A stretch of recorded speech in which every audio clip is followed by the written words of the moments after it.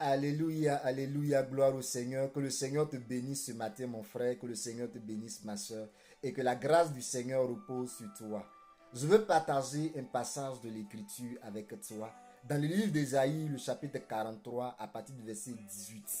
Il dit, ne pensez plus aux événements passés et ne considérez plus ce qui est ancien. Voici, je vais faire une chose nouvelle, sur le point d'arriver. Ne la connaîtrez-vous pas? Je mettrai un chemin dans le désert et des fleuves dans la solitude. Telle est la parole de l'Éternel. Le Seigneur te déclare ce matin de ne plus penser aux choses du passé. Parce que l'ennemi, dans ses activités, va te ramener vers les choses du passé.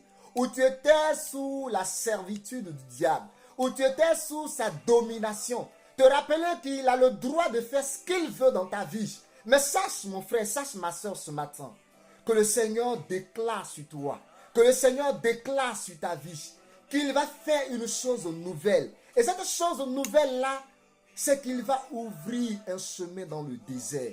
Le désert est rempli de dunes de sable. Et si l'on trace un chemin, il serait dans quelques minutes impossible pour quiconque de retrouver ce chemin. Mais le Seigneur dit dans ce désert-là, il va tracer un chemin pour toi. Ce chemin, tu vas le reconnaître, tu vas le retrouver et tu vas marcher ce chemin pour obtenir la victoire.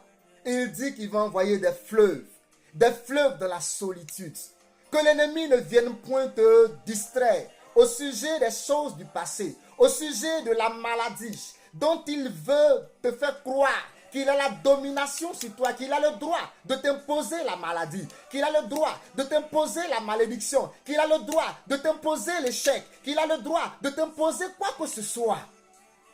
Le Seigneur en qui tu as placé ta foi, le Seigneur en qui tu as placé ta confiance, dit plus haut dans ce passage qu'il est le seul capable de délivrer.